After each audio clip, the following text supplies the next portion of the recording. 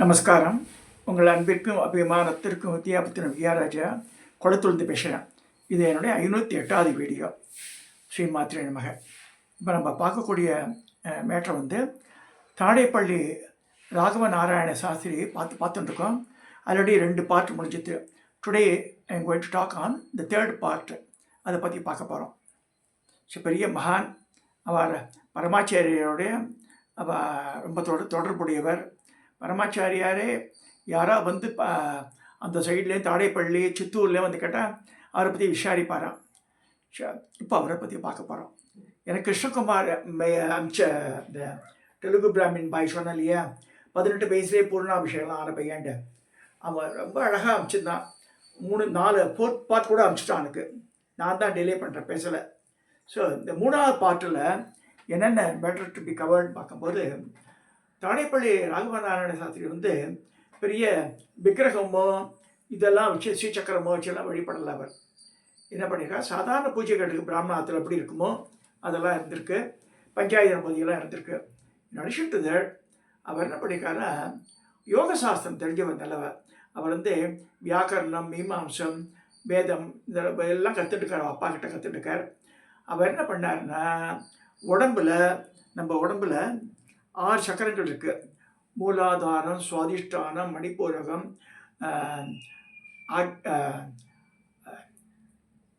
விசுக்தி, ஆக்ஞை, சகசிராரம் இருக்குது. இந்த 6 சக்கரங்கள் இருக்குது. இந்த 6 சக்கரத்திலேயே வந்து அம்பாளை அந்தந்த அம்பாளை பாவிச்சு பால உபாசனை பண்ணியிருக்காரு. இவர் இந்த தாடேப்பள்ளி ராகவ நாராயண சாஸ்திரி அவரோட ஃபோட்டோ காமிக்கிற பாருங்க. இவர் தான் அந்த மகான். இவரை பற்றியாக நம்ம பேசிட்டு இருக்கோம். Today we are going to speak about the 3rd part. பால உபாசனையில் முதன்மையானவரை சொல்லலாம். இவராட்டம் பால உபாசனை யாருமே பண்ணல. கோடியில் பண்ணியிருக்கார். காயத்ரியே 24 கோடி ஜெபிச்சிருக்கார். Just imagine. இல்லைன்னா அந்த மாதிரி வந்திருக்க முடியாது. அம்பாளே அவருக்கு நிறைய இது பண்ணியிருக்கார். ஒரு சமயம் தாடேப்பள்ளி ராகவ நாராயண சாஸ்திரி ஆற்றுல உட்காந்துட்டுருக்கார் திணையில். அவர் வந்து ஒன்று தெரிஞ்சுக்கணும், நம்ம எந்த தெய்வத்தை உபாசனை பண்ணுறோமோ அந்த பிஹேவியர் பட்ட நமக்கு வந்துடும். அதாவது அம்பாளை உபாசனை பண்ணுறவ எல்லாருமே இந்த தாய்மை உணர்ச்சி, காருண்ய வந்துடும் அந்த வாழ்க்கை, தெரிஞ்சோ தெரியாமல. இப்போ வந்து உக்ரமான தேவதைகள், அதை வீரமிக்க கடவுள் முருகலாக வந்து அவள் வந்து கொஞ்சம் ஹாஷாகவே இருப்பாள். செவ்வாயினுடைய ஆதிக்கம் ஜாஸ்தியாக இருந்தால் ஒன்றும் ஹாஷாகவே இருப்பாள். அந்த மாதிரி ஒவ்வொரு இந்த மாதிரி நரசிம்ம உபாசனை வச்சுக்கோங்க, கொஞ்சம் கடுக்கடு அப்படியே தெரியும். அது ராமர் உபாசனைலாம் பண்ணுறவாள்லாம் வந்து ரொம்ப சௌமியமாகவும் சாத்மீகமாக இருப்பாள். ஸோ நம்ம வழிபடும் தேவதை தான் நம்மளை மாற்றுறது. நல்லா புரிஞ்சுக்கணும் அதை. ஸோ இந்த கான்செப்ட் புரிஞ்சுக்கணும். ஸோ அந்த மாதிரி இருக்கும்போது அவர் வந்து ஒரு சிகப்பு கலர் வஸ்திரத்தை மேலே ஷால் ஆட்டம் போட்டுட்டு திண்ணையில் உட்காந்துட்டுருக்கார். நார்மலாக ஆற்று உள்ளே உட்காந்துட்டுருக்கவர். அந்த ஈஸ்வரில் படுத்துட்டு திண்ணையில் உட்காந்துட்டுருக்கார். அப்போ ஒரு பெண்மணி தேடின்னு வரா. தேடின்னு வரும்போது இவரை பார்த்தா பொம்பளையாட்டம் தெரியுது அவளுக்கு. வந்தவளுக்கு தாடேப்பள்ளி ராகவ நாராயண சாஸ்திரியை பார்த்தா ஒரு இந்த கச்சம் கட்டின பொம்பளை உட்காந்துருக்கா மாதிரி தெரியுது.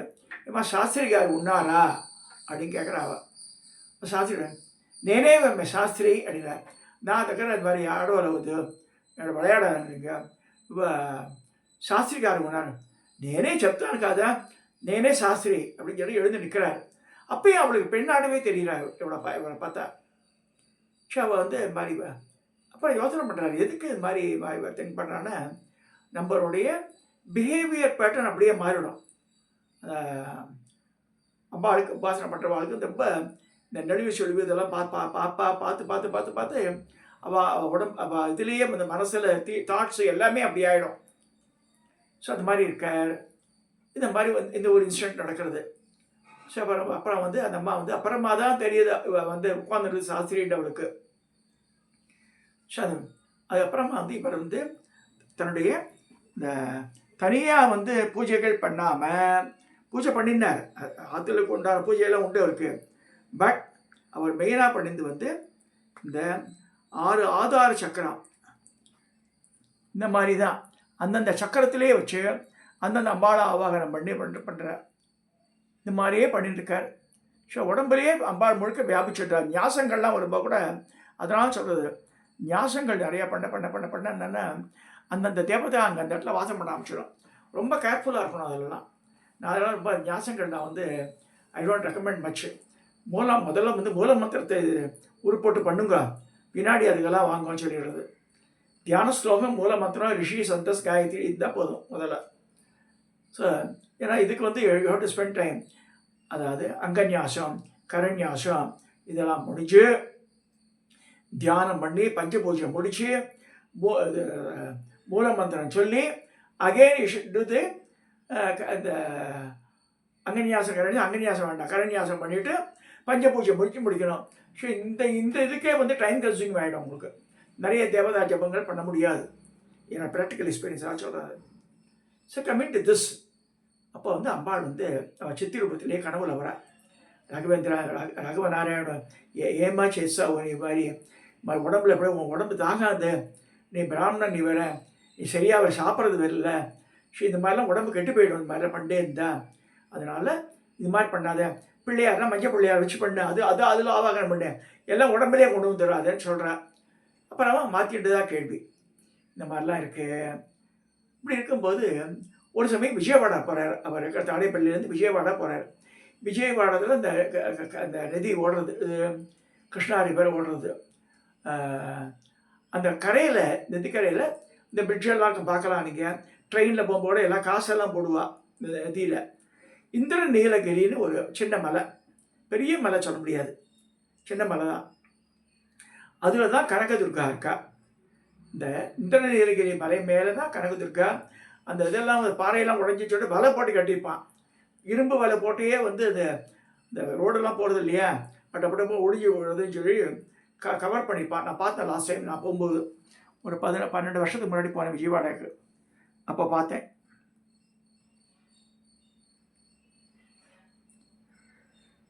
இந்த விஜயவாடா கனகதுர்கா ஆலயத்தினுடைய ராஜகோபுரம் இது. இங்கே வந்து மேலே மலைக்கு போகிறதுக்காக அம்பாளை நினச்சி பிரார்த்தனை பண்ணுறார். பிரார்த்தனை பண்ணி ஏர்லி மார்னிங் அந்த நதியில் போய் நீராடுறதுக்கு போகிறார். குளிக்கும்போது சாஸ்திரிகார் யாரை கூப்பிட்றா. பார்க்குறாரு. யாருன்னு கேட்டேன்னா, இல்லை இங்கே வாங்கோன்ற, இல்லை நான் ஸ்நானம் பண்ண போகிறேன் அப்படின்றார். இல்லை நீ ஸ்நானம்லாம் அப்புறம் பண்ணிக்கலாம், இப்போ வந்து உங்களுக்கு அம்பாளோட ஆக்ஞை, உனக்கு கணபதி மந்திரம் உபதேசம் பண்ணுறாரு யாரோ ஒருத்தர். நான் எல்லாமே அம்பாளுடைய செயலால் நடக்கிறது, அவருக்கு அம்பாளுடைய இன்ஸ்ட்ரக்ஷனால் நடக்கிறது. யாரோ ஒருத்தர் முன்பின் தெரியாத ஒருத்தர் பெரிய சன்னியாசி அவருக்கு கணபதி மந்திரத்தை உபதேசப்படுத்தி வந்துட்டார். இங்கே இந்த நெத்திக்கரையை ஓரத்துமாவே இல்லையே, நான் வந்து குளிக்கணும், சந்தியாவந்தனம் பண்ணணும், அப்புறம் என் ஜபதங்கள்லாம் முடிச்சுட்டு வரேன்ற, அது வரைக்கும் நான் காத்துட்டு இருக்க முடியாது, உனக்கு அதெல்லாம் தேவையில்லைன்னு சொல்லி அவரை கோத்தி வச்சு கணபதி மந்திரம் உபதேசம் பண்ணிட்டார். அதற்கும் கணபதி மந்திரம் உபதேசம் ஆள் அவருக்கு பாலை தான் இருக்குது. ஸோ இது மாதிரி ஒவ்வொரு காலக்கிரமத்தில் மாறி மாறி ஆகிருக்கு அவருக்கு. ஸோ அந்த மாதிரிலாம் பண்ணி அப்புறம் அந்த உபதேசத்தை வாங்கிட்டு ஆச்சரியப்படுறாரு, யாராக இருக்கும்ண்டு. ஸோ அம்பாளே அம்சம் ஆளாச்சது முடிச்சு நேர கனகதுர்கா போய் பார்க்குறாரு. இதான் கனகதுர்கா, விஜயவாடாவில் இந்திரகிரி மலை. இது நான் கூட ஏதோ சின்னதாக இருக்கும் பார்த்தா, அம்பாள் உயரமே 10 அடி இருக்கும் போல இருக்குது. அதுக்கு எப்படி புடைப்பு சிற்பம், ப்ரொட்ரூடிங், பாறையில் ப்ரொட்ரூட் ஆகிற மாதிரி இருக்குது. தங்கத்திலே இதெல்லாம் பண்ணியிருக்கா, இந்த மண்டபம் மாட்டணும் டெக்கரேட்லாம் பண்ணியிருக்கா. புடவை கட்டுறா, எப்படி கட்டுறான்னு தெரில எனக்கு.